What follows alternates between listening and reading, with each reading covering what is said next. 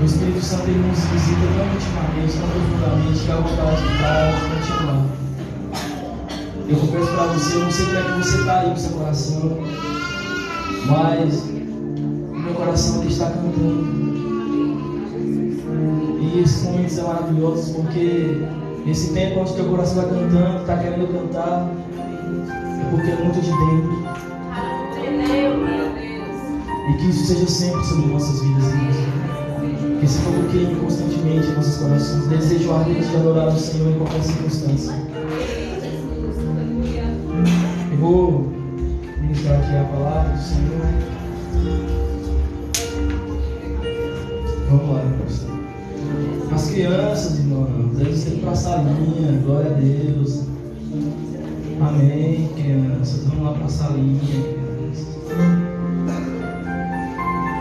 Aleluia. Olha só. Aleluia. Aí, até quem foi hoje. Meu Deus, que abençoe, Jesus. Amém, irmãos. Glória a Deus. Irmãos, vamos pregar. Vamos falar da Bíblia agora um pouco. 1 Pedro, capítulo 3, versículo 15. Eu vou ler bastante coisa aqui, então depois vocês abrem Atos, mas agora não. E quando vocês abrirem em Atos, vocês podem deixar de saber, a gente vai ler um bocado de parte de Atos aí. A gente tem um tempinho ainda pela frente. Eu quero gastar esse tempo todo porque tem muita coisa eu queria compartilhar com os irmãos. Eu prometo que se começar a ficar enfadão, eu paro logo. Entrega o microfone. 1 Pedro, capítulo 3, versículo 15, diz assim: antes, santifiquem Cristo como Senhor no coração. Estejam sempre preparados para responder a qualquer que lhes pedir a razão da esperança que há em vocês. Amém? Pedro ele começa falando o seguinte, irmãos, ele fala assim, olha, santifiquem. E a palavra santifiquem, ela tem origem em santificar, que tem origem em santificado, que tem origem no santo. E essa palavra, na sua tradução primária, ela tem um sentido de separar. Então, santificar basicamente é separar. Separar de quê? Separar de um modo que ele seja extraído do que é mal, do que é errado, do que é pecado. Então, santidade, santificar, santo, basicamente, em termos mais simples, é remover o pecado. Então, santificar, ele fala antes, santifiquem Cristo como Senhor no coração. Então, entender que você precisa separar, tirar para Cristo, dar a Ele um lugar afastado do que é errado, afastado do que é pecado, afastado daquilo que não colabora com quem Cristo é. Então, basicamente, está falando o seguinte: olha, coloque Cristo como Senhor do teu coração. E quando Ele é Senhor do coração, irmão, Ele é Senhor do corpo todo. Ele não é só apenas do coração, é do corpo todo, da tua vida, da tua mente. E fala assim que nós recebemos a mente de Cristo. Então, até a nossa mente, Ele também quer ter liberdade para acessar. Então, Ele fala, santifique, coloque no lugar de separado do que é mal para Cristo. Ele continua falando o seguinte: antes, santifiquem Cristo como Senhor no coração, então sejam santos, em outras palavras. E aí ele fala, e estejam sempre preparados, sempre, para responder a qualquer que lhe perguntar, e lhe pedir a razão da esperança que há em vocês. E aí, irmão, se nesse momento eu perguntar para alguém aqui, se apontar o dedo e falar assim, você, me fala aí por que você tem fé, por que você tem esperança, por que você é crente, por que você é cristão, você estaria pronto para responder, respaldado na Bíblia, a resposta certa do porquê você é crente, do porquê você é cristão, do porquê você é salvo, do porquê você é salvo e pessoa X não é, porque é exatamente isso que significa ser salvo. É entender que nem todos irão, infelizmente nem todos irão, irmãos. Quem fala não sou eu, é a palavra do Senhor. Então por que por que que você vale? Por que que você é salvo? Por que que você é santo? Ele fala, estejam preparados para responder. Só que antes de você estar preparado para responder, você precisa ter convicção no teu coração. Você tem que entender você mesmo.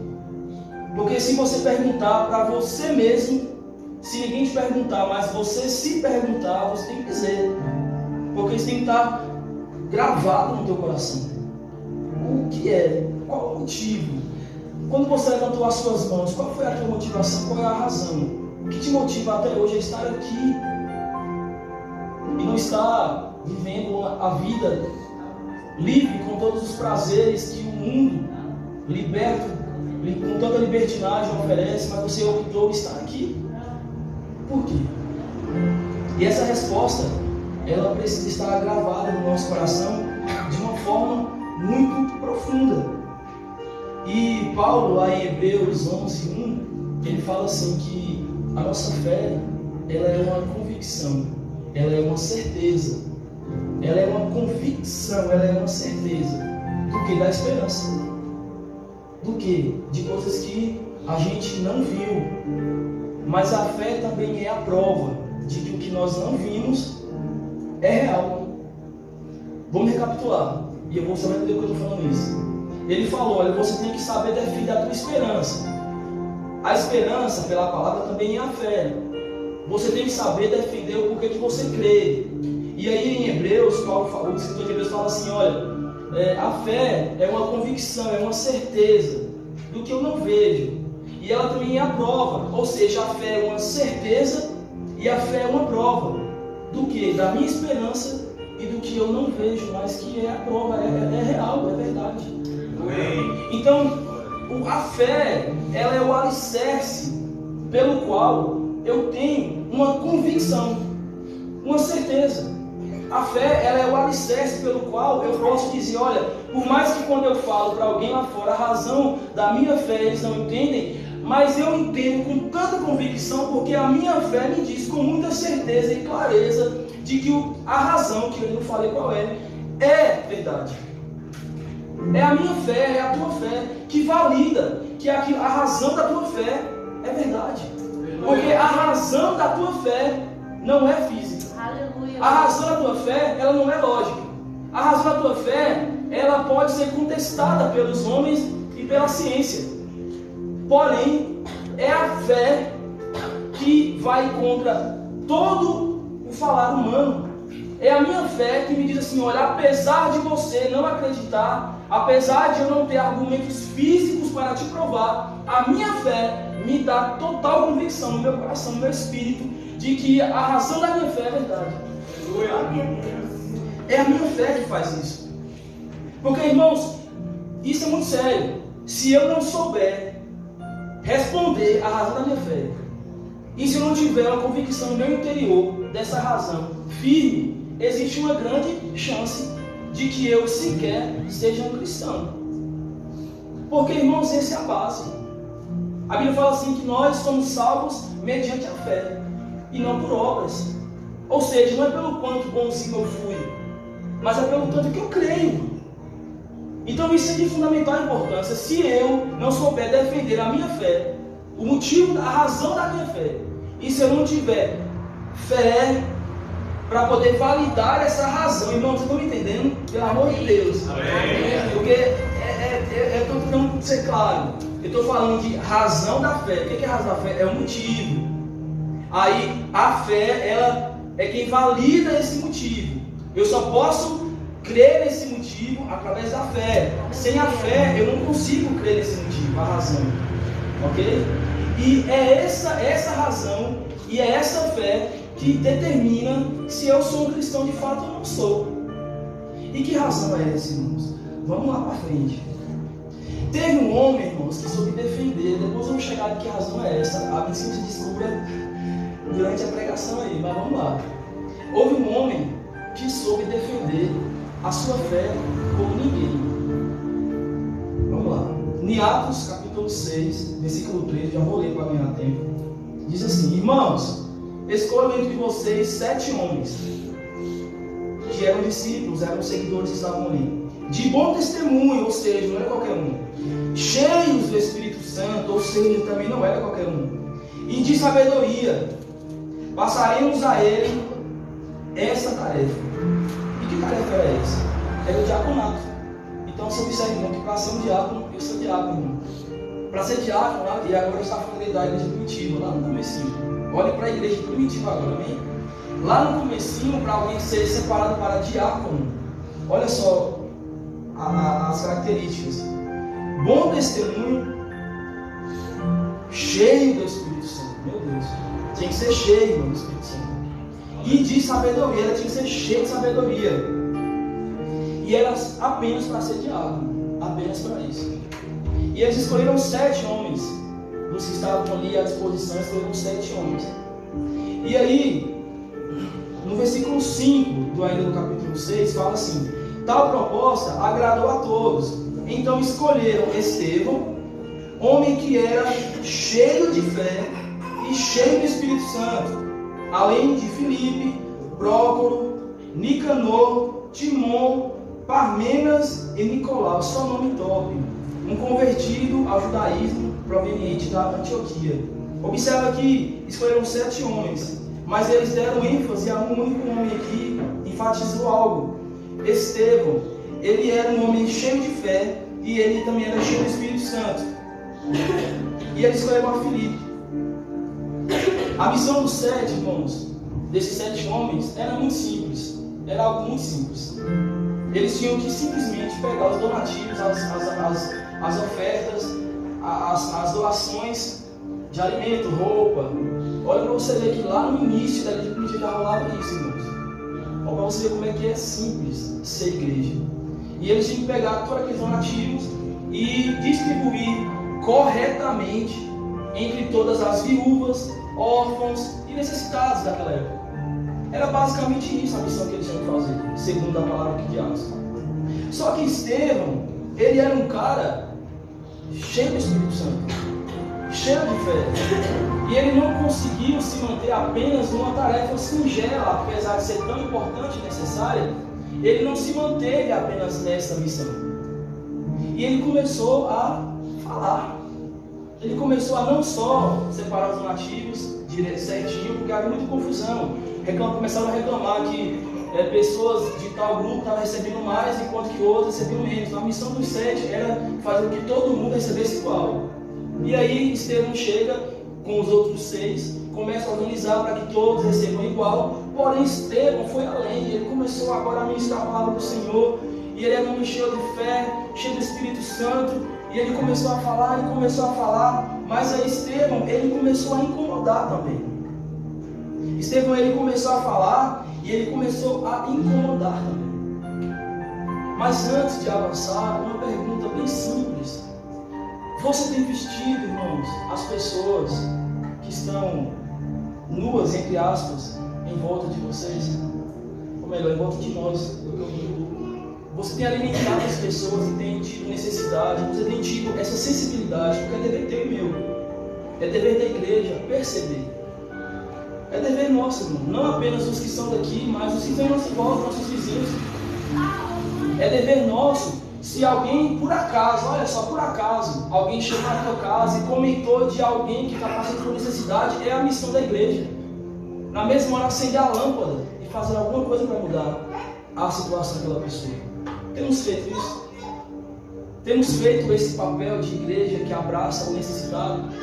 Porque quando chegar mais à frente, vamos perceber que a igreja fazia isso. A igreja no início dos tempos, a igreja primitiva, eles eram muito mais, eles alcançavam muito mais pessoas simples e humildes do que pessoas ricas. Hoje em dia, no nosso tempo, vemos pessoas famosas, às vezes riquíssimas inclusive, dizendo: sou cristão, sou evangélico, sou crente, Deus é bom, Deus existe, Deus é real, eu creio no evangelho. Glória a Deus, que bom, o evangelho alcançou todos os povos, todas as classes, isso é maravilhoso. Mas lá na primórdia, ele era muito mais disseminado entre os mais simples. E era assim, desse modo, que a igreja começou a crescer. Ela começou a crescer apenas pelo cuidado do mais simples. Então, às vezes, nós olhamos para cadeiras vazias como essa aqui e nós achamos que a responsabilidade, a culpa, ou sei lá, o nome que podemos dar delas estarem vazias, seja qualquer outra razão, mas algo tão simples como isso aqui, lá na frente vai dizer que por essas obras a igreja crescia em número, por obras como essas situações. Vamos avançar. No versículo 8 do capítulo 6, diz assim: Estevão, homem cheio da graça, do poder de Deus, realizava grandes maravilhas e sinais entre o povo. E aí ele começou a incomodar as pessoas em volta dele. Ele começou a incomodar, não os cristãos, mas os grupos que de algum modo sentiam em seu coração inveja da igreja, ou queria parar da igreja, ou se incomodavam pelo evangelho. Eles não queriam que o evangelho crescesse, eles tinham raiva daquilo. E ele começou a pregar a palavra do Senhor, a converter pessoas pelo poder do Espírito Santo. E por conta disso ele começou a incomodar. E se você parar para analisar o que foi falado aqui ontem, o Raniel falou justamente assim: quando você começa a agir pelo Espírito Santo, você começa a incomodar. Quando você começa a atuar pelo poder do Espírito Santo, as pessoas começam a se embravecer contra você. Acontece isso também, irmãos. Quando você começa a agir, a caminhar de acordo com o que o Espírito quer e não o que nós queremos. O que o Espírito quer, quando nós começamos a agir assim, as pessoas, sejam elas movidas pelo seu próprio sentimento ou movidas por sentimentos malignos, elas começam a perseguir, a odiar, a maltratar e a matar. E aqui começou a perseguição. E aí, só por estar pregando, incomodou, e eles fizeram em seus corações planos. Esses planos que eles fizeram levaram ele até o lugar de julgamento, para você ver. E lá estava Estevão, apenas o cara que era responsável para fazer as doações. Estava diante de um julgamento para ser ouvido, para que ele pudesse justificar o porquê que falsamente levantaram contra ele palavras que ele não havia dito, mas disseram o que ele disse, para que ele pudesse de algum modo parar. Ou seja, levantaram contra ele falso testemunho. E aí, Estevão começa a justificar. No versículo 11, diz o seguinte: Então subornaram alguns homens para dizerem: Ouvimos Estevão falar palavras blasfemas contra Moisés e contra Deus. E aí, diante dessa situação, em que ele foi colocado em julgamento, fica comigo, irmãos, vocês vão chegar, vocês vão entender. Vocês sabem que eu vou explicar. Vamos lá. E aí, nesse momento, onde Estevão estava em julgamento, porque falsamente levantaram contra ele testemunhos falsos, como eu falei, ele começou agora a justificar. E se você pegar Atos 6, se você for ler, na verdade, 6 e vai seguindo, ele começa, irmãos, a dar a justificativa dele. E meu Deus, aquele cara era incrível, realmente ele era sábio, ele era cheio de sabedoria. E eles estão escrevendo boa parte, ou talvez tudo que ele falou lá. E ele começou, irmãos, ele foi lá em Abraão. Olha, quando Deus escolheu Abraão, ele fez isso, desse modo, dessa forma, ele agiu assim. E aí ele, depois de Abraão, já passou para José, e começou a falar de José era sonhador, e não sei o quê. E depois já passou para, e foi começando a passar de forma cronológica, um a um. Falou até do povo no deserto, murmurando, sendo rebelde, até que no versículo 51, capítulo 7, ele fala o seguinte: isso foi o que feriu aqueles homens. Estevão falou assim: olha, povo rebelde, falando do povo que estava no deserto, incluindo aqueles homens também. Ele falou assim: povo rebelde, obstinado de coração e de ouvidos, vocês são iguais aos seus antepassados, sempre resistem ao Espírito Santo. Versículo 52. Qual dos profetas os seus antepassados não perseguiram? Eles mataram aqueles que prediziam a vinda do justo, a saber, Jesus Cristo, de quem agora vocês se tornam traidores e também assassinos. Versículo 53.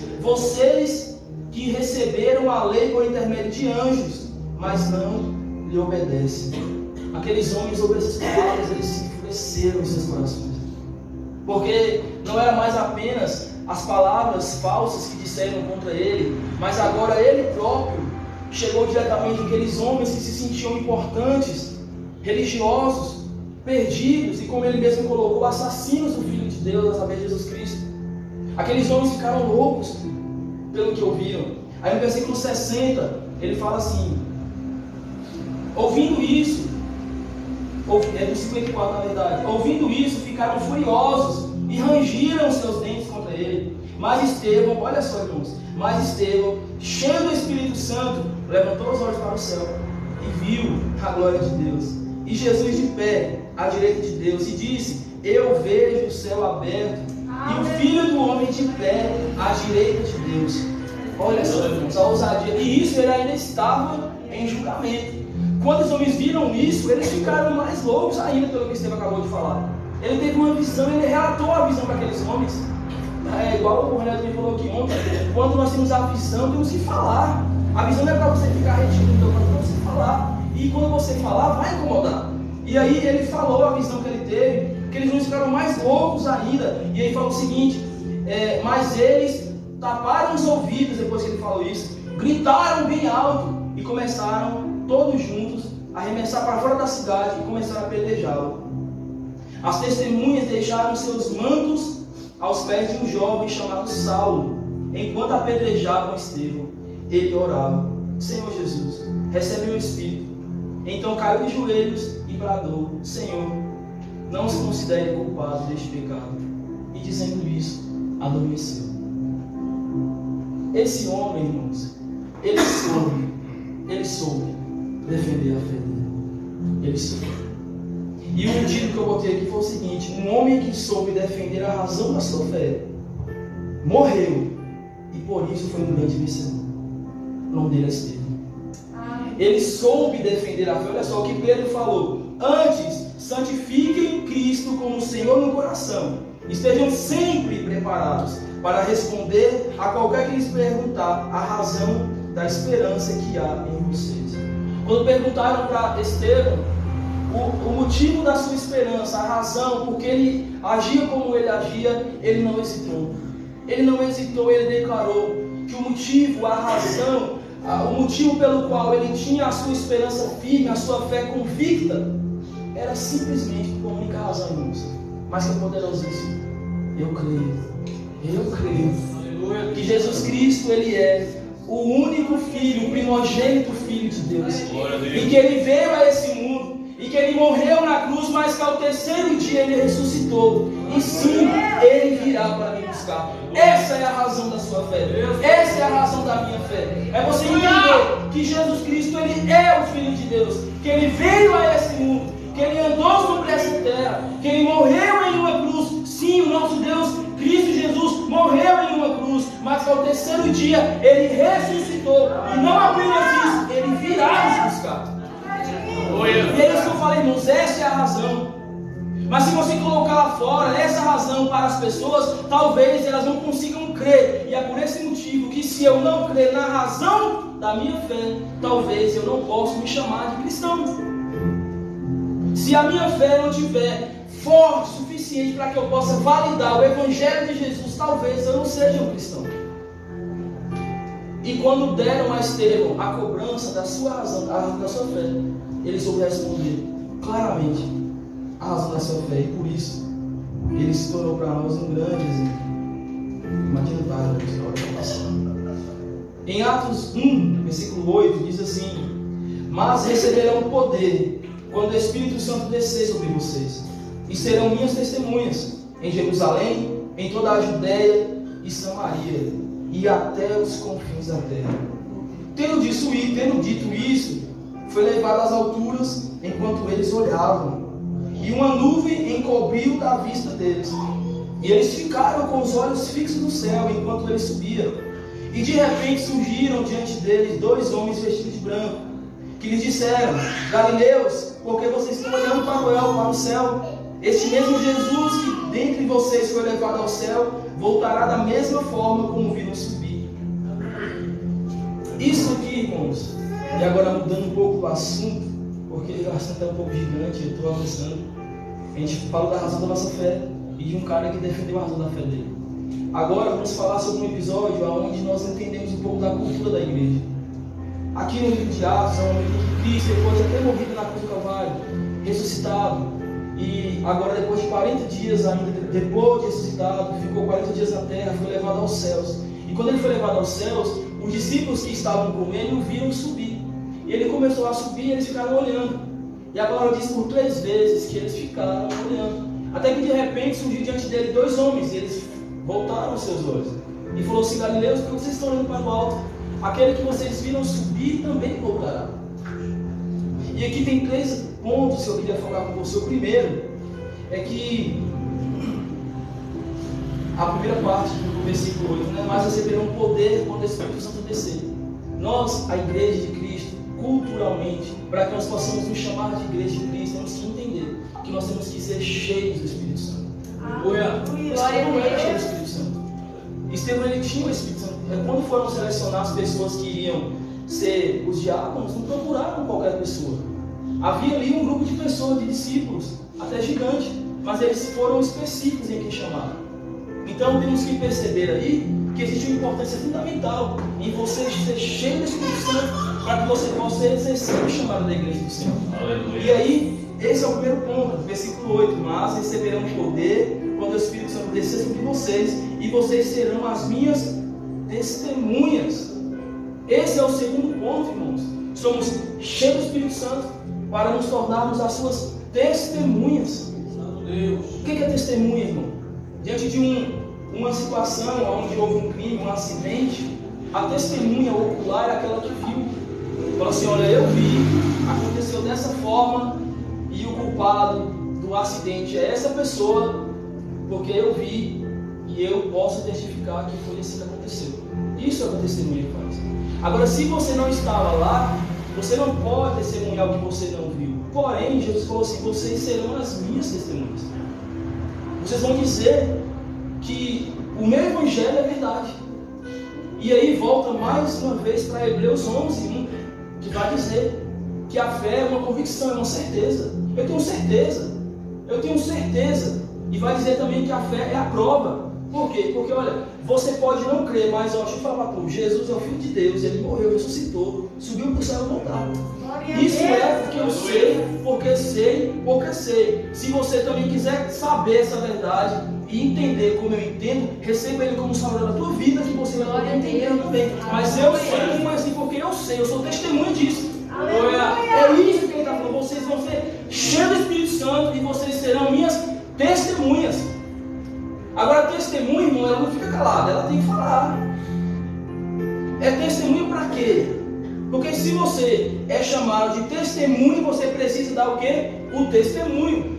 Seja nas suas atitudes, nas suas ações, ou também e principalmente nas suas palavras. Fala assim: olha, aconteceu desse modo, desse jeito. Estevão, irmãos, quando lhe perguntaram a razão da fé dele, ele não apenas falou: olha, Jesus Cristo é o Filho de Deus. Não, ele foi muito mais além. Ele foi lá em Abraão, irmãos. Ele foi muito mais longe. Ele sabia exatamente o que ele estava falando. Mas e nós, irmãos? Nós conhecemos a palavra do Senhor. Nós conhecemos a Bíblia, nós lemos, nós temos comunhão com a Bíblia, nós temos comunhão com os textos sagrados. Se perguntassem a razão da nossa fé, nós teríamos fé suficiente para poder identificar e teremos respaldo suficiente para poder explicar, ou nós diremos apenas: crê se você quiser. Não foi isso que Estevão fez.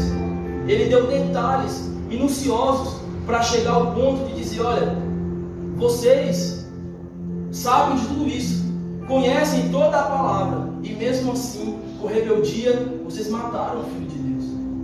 Vocês mataram a razão da minha fé. Mas mesmo que vocês mataram, ele vive. E ele voltará. E eu vejo lá no seu trono, sentado à direita de Deus. E eles enlouqueceram, irmãos. Muitas vezes o evangelho será escândalo para as pessoas, mas nem por isso deve ser deixado de ser falado. O evangelho será escândalo. O evangelho também será a causa pela qual seremos perseguidos. Mas a palavra diz também que nós seremos felizes e bem-aventurados quando perseguidos por amor do Senhor, amor ao Senhor, pelo evangelho do Senhor. Então é importante entendermos que a nós é dada essa missão de sermos cheios do Espírito Santo, para que na seleção daqueles que serão chamados possamos ver, porque olha, eles são. E depois de sermos chamados, sermos as suas testemunhas para pregar o evangelho. O terceiro ponto é ter a firme esperança do retorno de Jesus Cristo. Eles estavam olhando para o alto, irmãos. Eles estavam ali vendo Jesus subir. Jesus havia morrido, eles ficaram todos dispersos, todos para um para lá, um para cá. Quando Jesus ressuscita e se apresenta a eles novamente, teve a missão de juntá-los novamente e de dar-los um destino. E quando Jesus estava subindo ao céu, lá estavam eles olhando para o alto. Olhando para o alto, eu também estaria. Eu também ficaria olhando para o alto até eu ver sumir. Eles estavam lá olhando, mas quando os homens chegam e falam assim: olha, por que vocês estão olhando para o céu? Bora, foca. Começou, agora é a hora. Porque o Espírito Santo vai descer. Então vai cumprir o que ele falou. Vai se ajuntar. E foi isso que eles fizeram, foram se ajuntar. Ajuntaram-se todos os discípulos, os apóstolos, e começaram a orar constantemente, orar incessantemente, até que o Espírito Santo veio sobre eles. E a partir daí, lá em Atos 2, começa todo o ministério do Espírito Santo. Atos 2, 42 fala o seguinte: eles dedicavam ao ensino dos apóstolos, ou seja, eles ouviam o que lhe era pregado e eles exerciam isso. Dedicavam ao ensino dos apóstolos e à comunhão, ou seja, eles estavam em comunhão uns com os outros na igreja daquele tempo. Ao partir do pão e as orações, eles estavam na comunhão, na partilha e também estavam em oração. Quem eram eles? Todos eles, irmãos, a igreja. Eles estavam em constante oração, em comunhão uns com os outros. Lá na frente vai falar que todos os dias eles estavam juntos. Vamos lá, versículo 46. Todos os dias, olha só, todos os dias, continuavam a reunir-se no pátio do templo, partiam o pão em suas casas e juntos participavam das refeições, com alegria e sinceridade no coração, ou seja, não é fazer por obrigação, é fazer por amor. Versículo 47, louvando a Deus, eles oravam e louvavam a Deus, e tendo simpatia com todo o povo, ou seja, as pessoas viam eles fazendo aquelas boas ações e tinham por eles apreço, simpatia. E o finalzinho do versículo 47 fala o seguinte: e o Senhor lhes acrescentava todos os dias os que iam sendo salvos. Ou seja, pelas suas boas ações, pela sua constância no tempo para estar em oração e em louvor ao Senhor, na partilha do pão, na comunhão dos santos. No final do versículo 47 fala: e o Senhor lhes acrescentava todos os dias os que lhe iam sendo salvos. Então há a salvação, irmão, da simplicidade das práticas cristãs, que muitas vezes nós abrimos mão e não praticamos como se não fosse o nosso dever. Nós estamos aqui na casa do Senhor, somos igreja de Cristo, mas a igreja de Cristo não se limita a 4 paredes. Ela precisa ser muito além disso. A igreja de Cristo ela não está limitada à palavra verdadeira ou a qualquer outra denominação. Ela é universal, ela é totalitária e elas têm uma mesma visão. A igreja de Cristo tem uma mesma visão. Então que visão é essa que é em comum de todos? Temos que começar a analisar e olhar para trás e perceber aonde está as falhas, os erros, a negligência, para que nós possamos retomar o papel de igreja de Cristo, nas ações, nas atitudes, para que nós possamos começar a perceber a evolução da igreja do Senhor, aqui e no mundo. Então temos que olhar para o que foi deixado, para que nós possamos começar a refazer novamente. O terceiro ponto dessa parte da igreja é o jejum. O jejum era uma prática comum, não era por um motivo específico.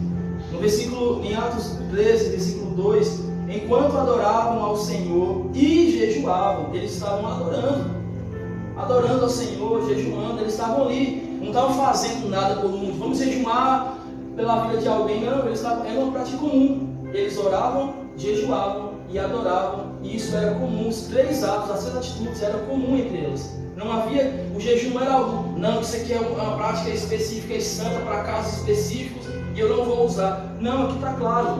Enquanto adoravam ao Senhor e jejuavam, estavam ali na prática comum do dia a dia. E nesse ponto fala o seguinte: disse o Espírito Santo: separa para mim Barnabé e Saulo, para a obra que eu os tenho chamado. O jejum também era feito pela obra, em prol da obra. Aí fala assim no capítulo 13, versículo 3: assim, depois de jejuar e orar, impuseram-lhes as mãos e os enviaram. Eles estavam em jejum, em oração, e o escritor aqui ele faz questão de falar que foi após o jejum E após a oração, o Espírito Santo veio sobre eles e lhes deram direções de quem separar para a obra. Ou seja, a obra do Senhor não é feita de qualquer modo, porque o pastor São Ralph, ele é lindo, e eu sou mesmo. Vou separar ele para a obra, né, pastor? Foi assim, não foi, pastor? Não foi assim. De algum modo, o Espírito falou com eles, de algum modo, os dois se concordaram como líderes da igreja, e desse modo que eu creio ser o Espírito Santo, eles falaram assim: não vamos separá-lo. Não foi um presente que eles me deram, foi uma missão que eles me deram pelo Espírito Santo. Então é isso que ele faz. Observa que eles estavam orando e adorando. E lá no versículo 3 fala o seguinte: que depois de jejuarem e orarem, sem perspectiva, não era por um motivo específico, eles receberam a revelação de quem separar para a obra. Então, vamos lá: oração, jejum, oração, adoração e jejum. E o capítulo 14, estou correndo. Capítulo 14, versículo 23, fala o seguinte: Paulo e Barnabé designaram-lhes presbíteros em cada igreja. Tendo orado e jejuado, eles os encomendaram ao Senhor, em quem havia confiado. Ou seja, o jejum, ele também nos ajuda a receber a orientação correta de que caminho seguir. Nós estamos muitas vezes perturbados porque não sabemos como agir diante de certas circunstâncias, sejam elas espirituais, ou sejam até mesmo físicas, no trabalho ou algo desse gênero. O jejum é um caminho, irmãos, mas que muitas vezes nós estamos deixando de lado. O versículo, a parte 2 que eu falei de jejuns pela obra, eu pergunto há uns 20 anos, eu falei assim: irmãos, jejuem pela festividade. E eu não quero aqui expor ninguém, mas eu imagino que podemos contar no dedo das mãos quem realmente fez um jejum, além dos jovens, por esse tempo. Eu observo que o jejum pela obra era algo que era específico, vamos jejuar. Vamos estar aqui na dispensação para receber a direção. Então o jejum, irmãos, é onde você está. Não é que o jejum é um poder para você, é um poder que move coisas, não. O jejum, ele te permite estar sensível, estar mais aberto para o Espírito Santo. O jejum, ele te quebrando para que você possa estar muito mais suscetível ao toque, à fala do Espírito Santo. Então o jejum é importantíssimo, irmãos, tanto quanto a oração, tanto quanto a adoração. E nós deixamos de lado, temos que retomar para nós isso aí. Desse modo, em oração, em jejum e em louvor, nós seremos vitoriosos. Estevão mostra que a igreja atua fora das quatro paredes. A igreja que prevalece, ela encara a realidade. É desse modo, irmãos, vivendo e praticando as obras que nos é incumbida de fazer. E aqui eu estou fazendo um paralelo rapidamente com a igreja do passado, para que possamos observar o que é que deixamos de lado, o que é que nós deixamos de praticar, o que é que nós não estamos fazendo mais, para que nós não sejamos e não observamos e tenhamos os mesmos êxitos que eles tiveram, os mesmos resultados que eles tiveram. Os sinais seguirão os que creem, mas para crer eu também preciso ler a palavra, eu preciso jejuar, eu preciso estar em constante oração a Deus, em constante comunhão com o Senhor, em constante contemplação com a sua beleza, com a sua glória, porque é assim que eu adoro. Eu não posso falar, irmão, eu não posso falar, eu não consigo, não tem cabimento dizermos que nós temos comunhão com Deus, que nós oramos a Deus, que nós falamos com Deus, se na nossa oração existe louvor. Você está diante de Deus, você está falando com Deus, e você não consegue dizer que Ele é bom, que Ele é santo, que Ele é forte, que Ele é poderoso, que Ele é exaltável. Isso é adoração, irmãos. É você começar com os olhos fechados, sem música nenhuma, só você e Deus, o Espírito Santo. Você fala: Deus, Tu és poderosíssimo, Senhor. Não é pelo que o Senhor faz, mas pelo que o Senhor é. Tu és incrível, Tu és inigualável. Eu não consigo achar ninguém semelhante ao Senhor. Adorar, irmãos. Adorar, enquanto estamos aqui adorando ao Senhor, nós dizemos: Senhor, toma o Teu trono nesse lugar. Toma o Teu trono nesse lugar e dizer: sim, é verdade, Senhor. Toma o Teu trono nesse lugar. Estamos te convidando. Vem aqui, Senhor.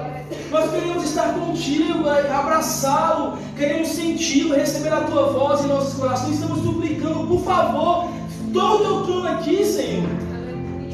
Irmãos, isso é desejo, isso é fome, isso é paixão, isso é amor. A canção não mudou, ela não mudou, irmãos. A motivação que fizeram nossos irmãos, como cantamos aqui no passado, resistir até a morte. Essa canção era o amor, era a paixão, era a convicção de fé. na esperança de que Ele viria, e ainda que Ele não viesse naquele tempo, naquela geração, ainda assim eles o veriam novamente. Temos que viver, irmãos, como se Cristo tivesse morrido e ressuscitado ontem, como se nós tivéssemos conhecido Ele, como se nós fôssemos íntimos dele. É assim que o cristão tem que viver, é assim que eles viviam, é esse o exemplo que eles nos deram. Eles tinham recente a ideia de que Cristo estava ali. Olha, ele estava aqui com a gente, ele andou do nosso lado, ele curou pessoas. Eu vi, é assim que a testemunha de Cristo tem que fazer. Eu vi, eu o conheço, eu sei quem ele é. Eu não sei apenas o seu nome, é como cantamos aqui, o seu nome ainda me estremece, Senhor. Quando nós vemos o nome de Jesus, o que é que acontece no nosso interior, irmãos? Nós queimamos ou nós ignoramos? O nome de Jesus, ele tem que queimar e arder em nosso coração, porque ele é a pessoa mais importante das nossas vidas. Irmãos, eu estou namorando com Yasmin. Quando alguém fala assim, olha Yasmin ali, eu já olho logo, porque não é como dizer, olha Yuri está ali, é diferente. Eu fui comprar uma camisa anteontem no shopping, e aí na hora que a moça dela falou assim, vocês vão comprar? Eu falei assim, não, só dá uma olhada. Ele falou assim, se você for querer, você me chama, meu nome é Yasmin. Ela falou Yasmin, eu nem vi mais a cara dela. É sério. E aí na hora que ela falou que era Yasmin, meu amigo, Vitor, que deve conhecer, só me olhou assim. Ou seja, o nome Yasmin já me estremece. E o pior é que estremece até os outros ao meu lado, que também sabem que o nome da menina é Yasmin. Quando falou assim Yasmin, aí nós ficamos. E a menina? Sabe, irmãos? O nome de Jesus tem que estremecer nosso coração. Glória a Deus. Tem que estremecer nosso coração. Isso é paixão, isso é amor. A canção não pode mudar, irmãos. Quando a canção muda, o propósito se perde. O destino também se perde. Quando a gente não sabe aonde a gente quer chegar, né, pastor?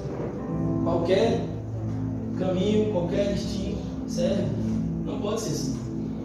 Nós temos que ter paixão por Jesus, amor por Jesus. E a igreja do Senhor, ela tem que avançar. Oi, irmãos, a hora é amém. No final da nossa folha aqui. Marcos 8, versículo 15, diz assim: advertiu-lhes Jesus, e ele falou o seguinte: estejam atentos e tenham cuidado com o fermento dos fariseus e com o fermento de Herodes. Em paralelo a esse versículo que Jesus fala sobre o fermento, eu quero ler Romanos 12, 2, que fala assim: não se amoldem ao padrão deste mundo, mas transformem-se pela renovação da sua mente, para que sejam capazes de experimentar e comprovar a boa, agradável e perfeita vontade de Deus. E aí, irmãos, apressadamente, eu quero perguntar para vocês: quem temos sido? Cristãos autênticos de Romanos 12, 2, que estavam se transformando pela renovação, pelo entendimento da palavra do Senhor? Ou temos sido o cristão, como advertiu Jesus falando para os discípulos: estejam atentos e tenham cuidado com o fermento dos fariseus. Os fermentos que vêm para poder contaminar a pureza, as coisas que vêm para poder ludibriar, trazer a impressão de bom, mas que na verdade não é. Que igreja nós somos? Eu estou no avivamento no Brasil, as igrejas estão lotadas. Quando você vai ver, tuti-tuti, luzes e aquela beleza toda, aquele show, aquele entretenimento incrível. E aí as pessoas saem de suas casas e vão para as boates, depois vão para a bebida. Que explosão é essa? Que evangelho de avivamento é esse? Isso é fermento, irmãos. É um crescimento expansivo que parece lindo, mas na verdade o conteúdo não é verdadeiro. Ou será que nós somos a igreja, como se compara a Romanos 12, 2, que não está se conformando com os padrões do mundo, mas que está voltado para aquilo que de fato é verdadeiro e real, aquilo que é sólido, firmado em rocha e não em areia? A igreja de Cristo, irmãos, é aquilo que está firmado na simplicidade do Evangelho, é ajudar o pobre, é a oração, é a leitura da palavra do Senhor, é o jejum, como já falei. Isso é a cultura da igreja, o que passa de ser fermento, irmãos. Estamos aqui hoje numa festa, ornamentamos tudo, colocamos luz, iluminação. Mas sabe de uma coisa, irmãos? Tudo isso aqui é estético, mas o mais importante é o que acontece aqui, com o microfone na mão, com o coração aberto, com os olhos fechados. Quando você fecha os seus olhos, nada disso aqui mais importa. Então que valor tem isso aqui? É apenas uma forma de você embelezar um conteúdo, mas o mais importante é o conteúdo. Mas o que há lá fora são tentativas de inserir um evangelho corrompido muitas vezes. E a Paulo fala o seguinte: não existe outro evangelho se lhe pregarem algo parecido a ele que seja amaldiçoado. Ele quem pregou é o evangelho também, que estão ensinando de errado. Então nós precisamos, irmãos, ter muito cuidado, para que nós não possamos ser levados por vãs doutrinas de homens, que trazem entendimentos equivocados. A palavra do Senhor ela é muito simples, irmãos. Ela é muito simples, mas ela é muito mais simples para quem entende e vive desse modo. Quando eu procurei o pastor Idani, eu vou encerrar, irmãos. Quando eu procurei o pastor Idani para falar com ele sobre esse tema, eu falei assim: pastor, eu estou com um tema, estava indo na porta da igreja, eu estou com um tema no meu coração e eu estou meio assim porque o tema não é bonito. Eu falei assim: o tema é jejum, oração e adoração, só que não chama atenção. Aí eu falei assim: mas ora lá, pastor. Eu falei com os dois na porta: ora lá, vamos ver o que Deus vai falar aí. Eu falei assim: ó, pastor, tem um segundo tema no meu coração também, só que eu estou na luta, porque eu acho que o mais importante é esse, jejum, oração e adoração. E o outro tema era justamente esse, de jejuns. E passaram-se alguns dias, e eu sou um cara, eu já falei, muito louco, eu falo sozinho no meu capacete. Você pode ter certeza que essa pregação que eu já preguei para mim 30 vezes no meu capacete, eu me ouço, eu prego para mim, eu me ouço. Aí eu falo: não, você está errado, eu me converto lá do meu capacete, e eu vivo ali dentro, eu vivo naquela bolha, literalmente. E ali eu prego, eu ensaio, enfim. Aí nesse tempo ali eu falei assim: Senhor, mas está queimando dois temas agora até que o Senhor mesclou meu coração. Ele falou assim: olha, o que eu quero fazer com a igreja, e foi muito o que o Daniel pregou aqui ontem, é avivá-los, é fazer com que eles sejam cheios do Espírito Santo e de que eles exerçam as funções da igreja que vence, da igreja que prevalece. Mas para que eles sejam essa igreja do avivamento, que receberão as últimas chuvas e darão frutos, eles precisam ter base. Eles precisam saber defender a razão da fé deles. Eles precisam ter identidade de cristãos do modo da palavra, cristão autêntico, cristão bíblico, cristão lá do início. Eles têm que relembrar quem são. E eles precisam também ter uma conduta do mesmo modo como eu os ensinei. Ele falou assim: quando o noivo for tirado, eles jejuarão. Nós precisamos, irmãos, defender a nossa fé, crer em nossa fé de forma segura e de forma comprovada, como sua fé pode fazer.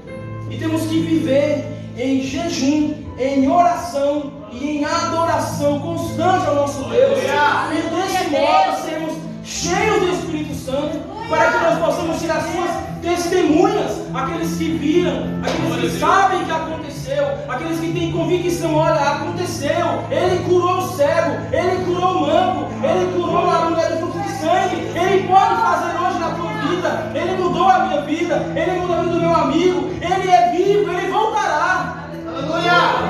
E nas últimas chuvas, irmãos, é como o Raniel foi incrível ontem, não é sobre estarmos aqui na igreja pulando, cantando, sapateando, glorificando. Isso é maravilhoso, irmãos. Não é sobre isso. O avivamento é sobre nós estarmos lá fora, fazendo a igreja vencer pelo Espírito Santo. Estevão nos demonstra isso claramente. Quando ele foi chamado para poder fazer a missão, ele estava lá fora. Lá fora ele incomodou, lá fora ele foi morto, mas ele foi recebido no céu com alegria. E é isso que Cristo espera de nós, irmãos. Últimas chuvas dos nossos corações. Nós temos observado, fique de pé, por favor. Temos observado, irmãos, que os últimos dias se aproximam, e isso não é conversa antiga, conversa à toa. Não é conversa à toa. Ele está voltando, irmãos. Ele está voltando. Nosso rei está voltando. O nosso amado está voltando. E nós fazemos parte do seu reino já estabelecido na terra, ou melhor, sendo estabelecido na terra.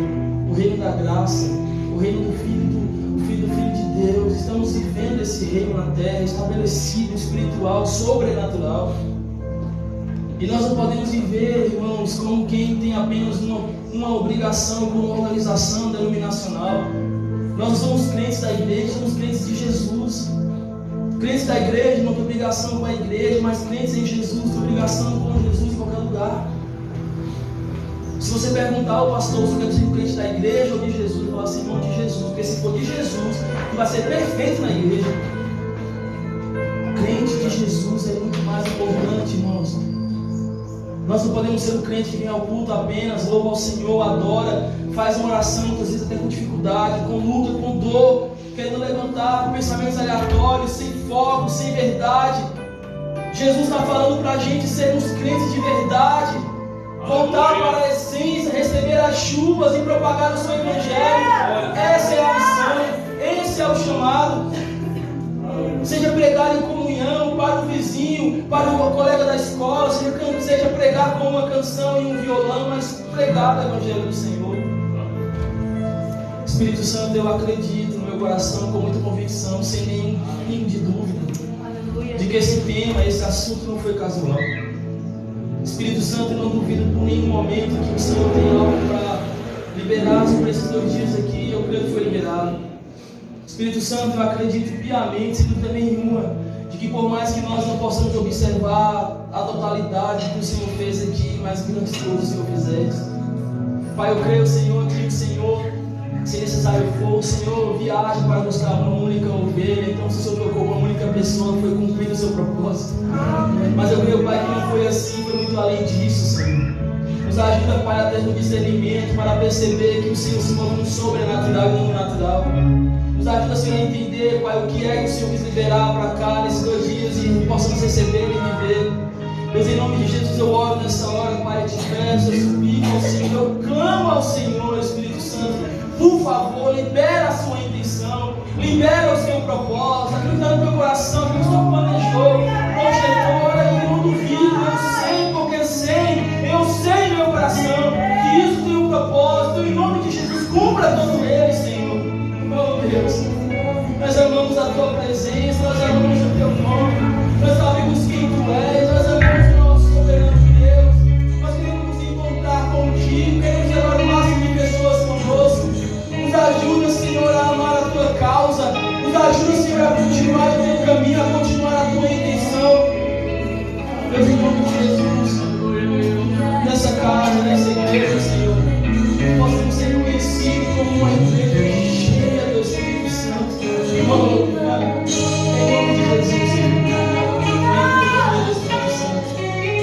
Nenhum homem precisa fazer o que a história nunca viu.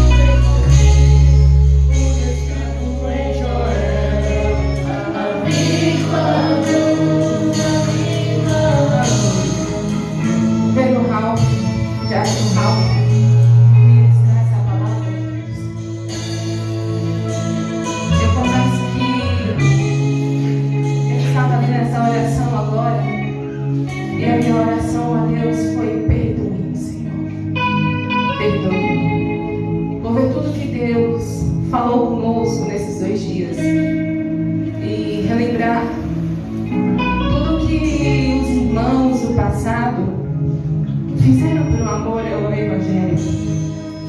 E ontem, quando eu cheguei em casa, eu conversei com meu esposo e eu falei com ele assim: às vezes eu me penso, eu falo com o Senhor assim, que por amor a Ele eu daria a minha vida. Lembra?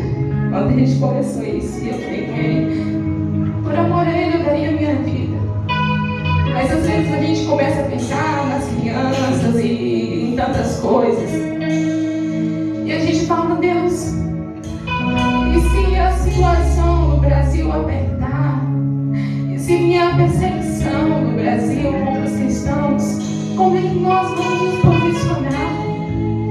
E aí vem essa conferência e nos faz lembrar de como os nossos irmãos do passado viveram. Alguns irmãos, eles foram para arenas de leões e eles não temeram as suas vidas. Alguns foram cerrados ao meio,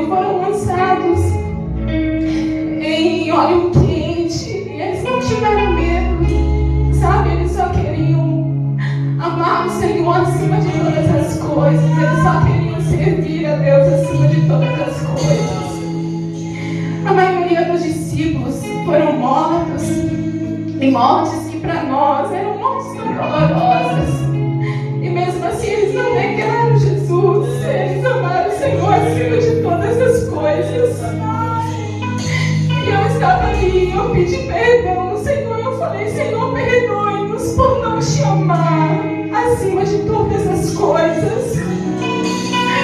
Perdoa porque esses irmãos do passado, eles enfrentaram tantas coisas e eles não te negaram, Senhor. E às vezes nós negamos o Senhor por tão pouco, queridos. Nós negamos o Senhor por tão pouco, por tão pouco. E nesse momento eu me vergonho quando eu olho para os irmãos do passado e eu peço perdão, Senhor, por não te amar como deveríamos amar, por não te seguir e fazer aquilo que o Senhor quer que façamos. Eu não sei você, mas eu quero te convidar, se você, assim como eu, tem esse pensamento, eu vou me ajoelhar aqui.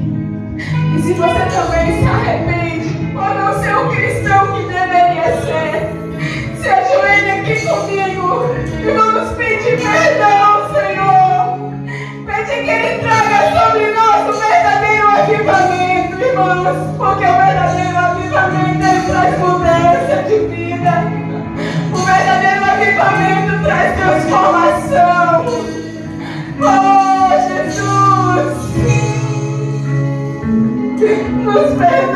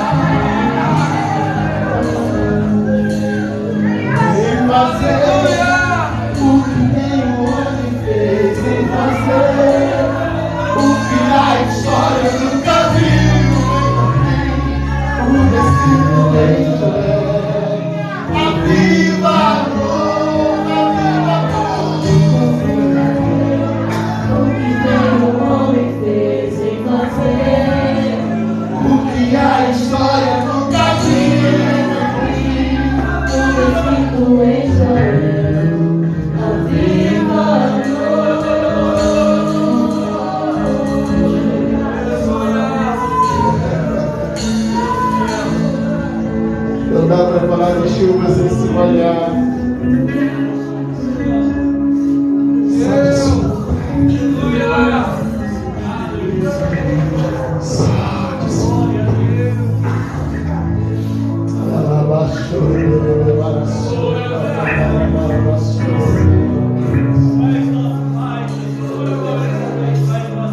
Você não pode sair daqui para ser o mesmo.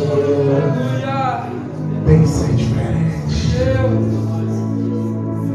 Você tem que sair daqui defendendo a razão da nossa fé.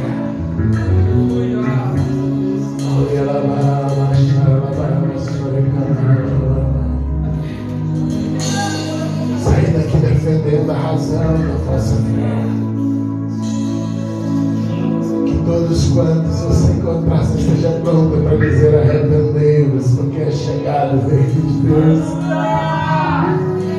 Arrependei-vos, porque é chegado o tempo das últimas chuvas. Ah, Deus, não me deixe de fora do que o Senhor está fazendo. Não me deixe de fora do que o Senhor já começou a fazer. Não passe de mim, Jesus. Não me deixe de fora daquilo que tu estás pretendendo começar, Deus.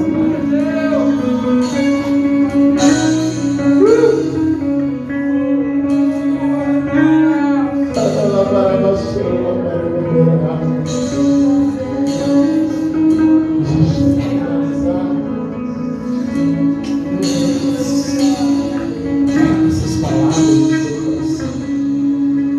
Deus abençoe, queridão, de verdade.